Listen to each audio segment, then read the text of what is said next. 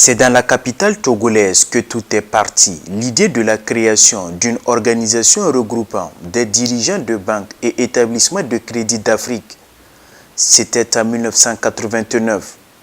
Ce 7 février 2019, soit 30 ans après, les acteurs du club des dirigeants de banques et établissements de crédit d'Afrique se retrouvent pour évaluer leur parcours, relever les acquis engrangés et se fixer des objectifs à atteindre.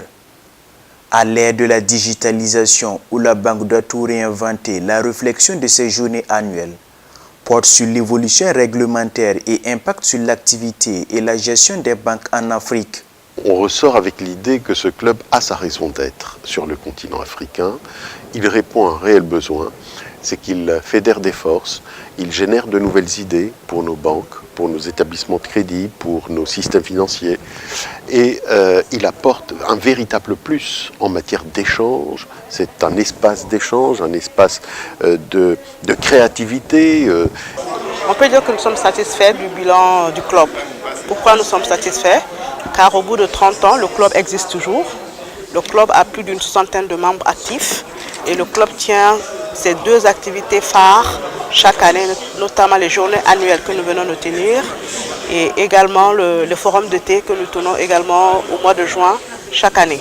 Donc 30 ans après, le club a pu éditer un livre et aujourd'hui je pense qu'on peut dire que nous sommes satisfaits du bilan du club. Selon les panélistes, le client doit être au centre des réflexions de la banque de demain. Deuxième marché bancaire, l'Afrique comptait 104,5 millions de comptes de mobile monnaie en 2017, soit plus de 20,9% par rapport en 2016, ce qui représente une valeur de transaction d'environ 8 666 milliards 324 millions de francs CFA. Également, il ressort que 40% des clients bancaires africains préfèrent recourir aux canaux digitaux pour leurs transactions. Le taux de pénétration du mobile est de 79% contre 51% au niveau mondial. La digitalisation va certainement passer par plusieurs étapes. Il y aura certainement les banques qui ont de la capacité, qui sont des groupes, qui ont les moyens, vont certainement investir dans les innovations pour pouvoir offrir des services innovants à leurs clients sur des supports nouveaux comme le téléphone portable, c'est ça qu'on voit le plus. Mais je voudrais quand même signaler qu'il n'y a pas que le téléphone portable. Aujourd'hui, on parle de la blockchain, on parle justement du cloud computing. Donc, il y a des banques qui vont vraiment investir dans l'innovation pour prolonger aujourd'hui l'offre de services classiques qu'on connaît, le crédit, et faire en sorte pour que le client, la banque aille vers le client et non le client qui vient vers la banque.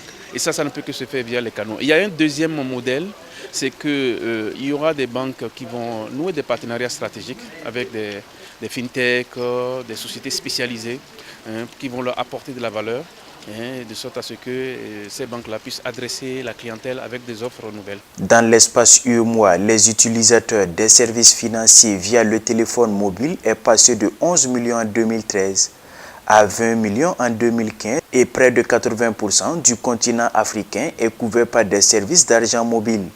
C'est donc dire que le continent gagnerait à trouver la transition idéale vers la banque digitale.